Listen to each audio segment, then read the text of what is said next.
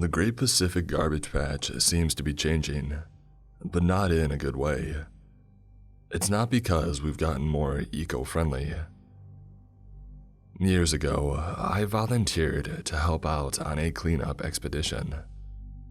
I was fresh out of college and came from a family just rich enough to let me put off seeking a job for a few years. There was one certified marine biologist and her group of trainees, along with 2 seasoned oceanographers. And then there were us volunteers. We were confined to the lower decks. The crew of the trolley was an almost stereotypically salty group who liked getting paid, but hated dealing with a group of mostly college-aged eco-warriors. I didn't blame them. Caring about the ocean honestly came second to me. I was there because I thought the marine biologist was hot. She was in her early 30s and she already taught at university. I took one of her classes about deep sea ecology and I loved it, but mostly I loved staring at her. I was just a weirdo who was hot for teacher at this point. She was married, of course, but that didn't stop some small army of 20-something dudes, myself included, from trying to hit on her. But anyway, she put together this expedition with her friends and oceanography. The university thought this ocean cleanup would be a great way to gain goodwill, and all they had to do was provide some eager students with some experience. For those who don't know, the Great Pacific Garbage Patch is exactly what it sounds like. Humans dumping garbage, primarily plastics, into the oceans caused this. Trash from nations all over the Pacific get caught in those underwater currents which carried it around, until a lot of it gets caught up in this one spot, where the current meets up, in a sort of trash vortex, which is currently twice the size of Texas and growing. It's not a trash island though. A lot of the trash sinks to the bottom. The rest just turns the water soupy. Most of it is floating plastics. There is debris from Japan to the US. It's bad enough for sea life as it is, but all that plastic is dissolving and becoming microplastics, which flow all over and poison everything.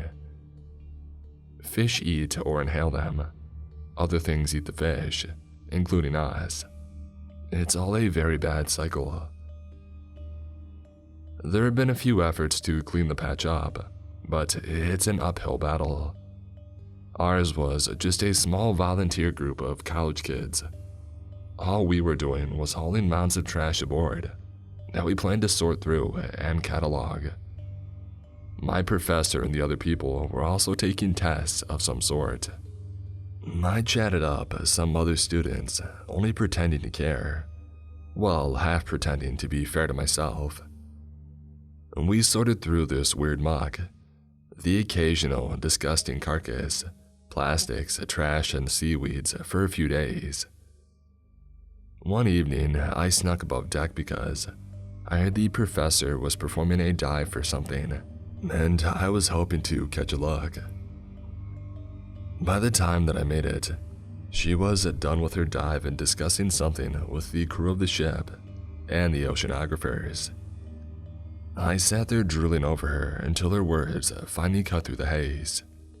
Something was moving within the mass, something big. Could a whale have gotten caught up in it? I don't think it was anything like that. I'm telling you, something covered in trash reached for me. That doesn't sound possible, but we've gotten some very strange readings. Some sort of biological marker. Something warm in all the trash. What could it be? What could survive? I don't know, but I'm not sure this expedition was safe. We were all cut off when the entire boat lurched forward, Everyone, from the seasoned sailor to the idiot college kid, was knocked off their feet from the sheer force. Myself, who had been pretending to be a sailor and casually leaning on the railing so I could steal more side glances, was dang near thrown overboard. The railing bruised my chest and I scrambled to grab something before I tumbled over. I had managed to entangle myself in some rigging and fishing nets before the rest of me tumbled right over the edge. I held tight, even after I smacked into the metal hull of the ship. I immediately began screaming for help. My professor got to me first, struggling to her feet and racing to grab a hold of my arm. A few sailors were right behind her. Soon, I was safe from falling, but still dangling over the side of the ship. I risked a look down into the waters. There was something beyond these soupy plastics. Something moving. It was this massive thing that I could barely see, as its color matched the seas around it. It was hard to get a good reading on just how big it was, just because the water was murky, the daylight was fading, and I was a bit panicked at the time. As I watched, it descended into the murk. "I think a whale hit us," I called, as these sailors and my professor worked to drag me aboard.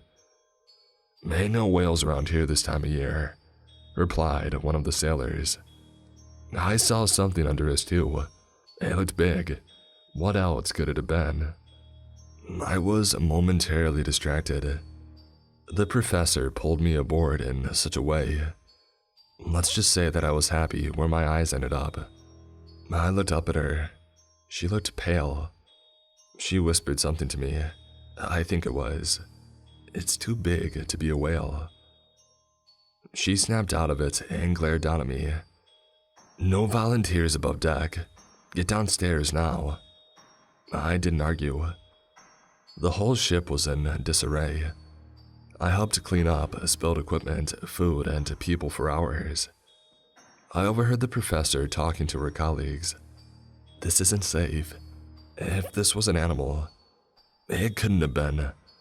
It moved on its own. Whatever. This wasn't safe. We need to get the kids and the volunteers back home. We should just run tests on all these samples that we've collected and call it a day." So, the next morning, the boat's crew turned us around and started the journey back home. My professor and the oceanographers were interested in all the muck that we had collected, as well as the various bone samples. I heard them say something about excretions. "Ew, have we been sifting through whale poop?" asked one girl. Someone else used the words stomach lining and digestive enzyme. What the heck is all this digestive system talk doing around piles of plastic and trash? Days later, we were back on the shore. The students got their credits. The university got to say in ads that they offered oceanography excursions and cared very deeply about the sea. And I got to hang out around my professor and some other ladies. I almost stopped thinking about everything and went back to my normal life. That all happened 4 years ago. I could have stopped caring then, but something about the night of my professor's dive, about her words, and the thing that I saw in the water when I almost went overboard, it kept coming back to me. So I've been keeping an eye on the data about the Great Pacific Garbage Patch.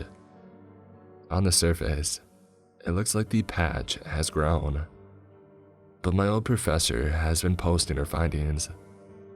The mass itself is growing, but the plastic content, that mysteriously seems to be decreasing in some way or another. I've been going over what I can remember. People who understand marine biology more than I think there was way too much organic matter within the mass. They thought some of it was plastic excretion, and some of it was something like a stomach lining. I remember one of my professor's lessons. Some sea animals, like starfish, hunt by expelling their stomachs, using it to grab food, and pulling it back in to digest it. I know how it sounds.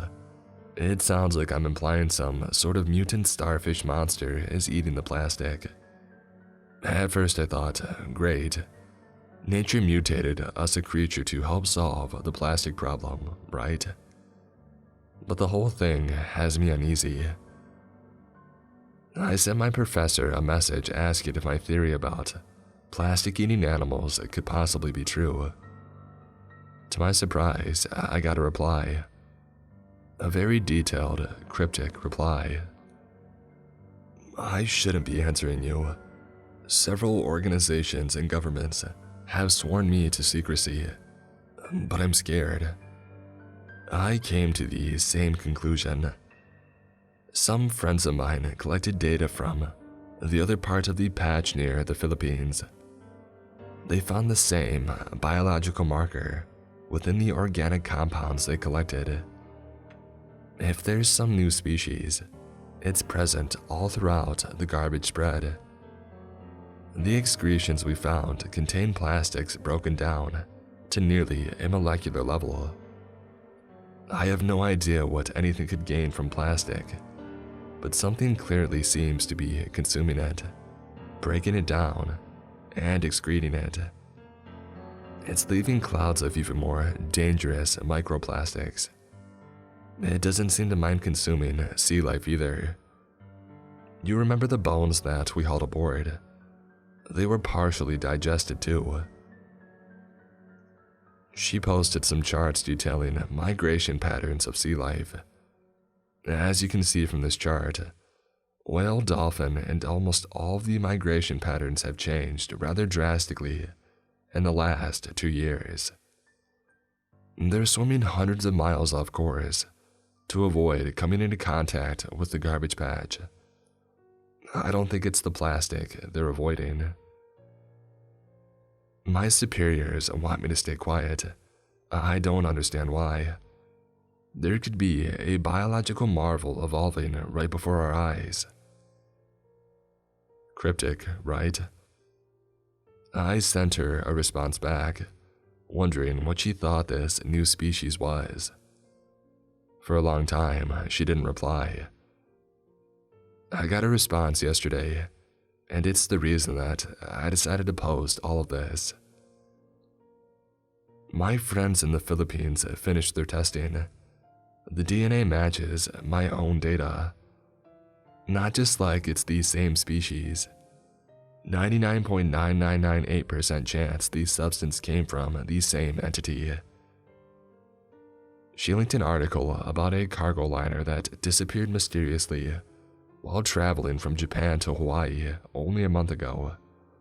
It was hauling industrial plastics. It seems it's searching for bigger sources of nourishment. Nature doesn't eat plastic, so what could it possibly gain? None of our studies can figure out what it's taking, but it's taking something. Its DNA is like nothing I've seen before, but it seems to have some things in common with cephalopods, perhaps a cuttlefish or an octopus. She linked to some other data she had collected. According to the professor, the plastic content of the trash vortex of the patch appears to be decreasing exponentially, but further study revealed that plenty of plastic content is still there. It's just smaller. In the last month, almost a third of the content either disappeared or was reduced to microplastic soup. I could only reply with, "What do you think it means?" She didn't really answer that. She just said, "A significant amount of microplastic excretion is turning up outside the patch. It's moving, and we don't know where it is. The muck it leaves behind, we're still studying." Just for the people that might not be following, a garbage mass bigger than the state of Texas had a third of its contents broken down in less than a month. Debris from those contents is cropping up all over. We don't know what's causing it. Whatever it is, it's turning the toxic amount of plastic waste in the sea into even more dangerous microplastics. And now it's leaving the garbage patch. My professor thinks whatever caused this phenomena is a single entity that closely resembles a cephalopod, and it might be responsible for the disappearance of a 300-meter cargo ship. Whatever it is, I think it's far too late to stop it. Update. The transcripts of our emails have disappeared. I can't get in contact with my professor. She said she was sworn to secrecy. She might be in trouble. There's not much else that I can do. What could an organic creature possibly gain from plastic? Watch the seas.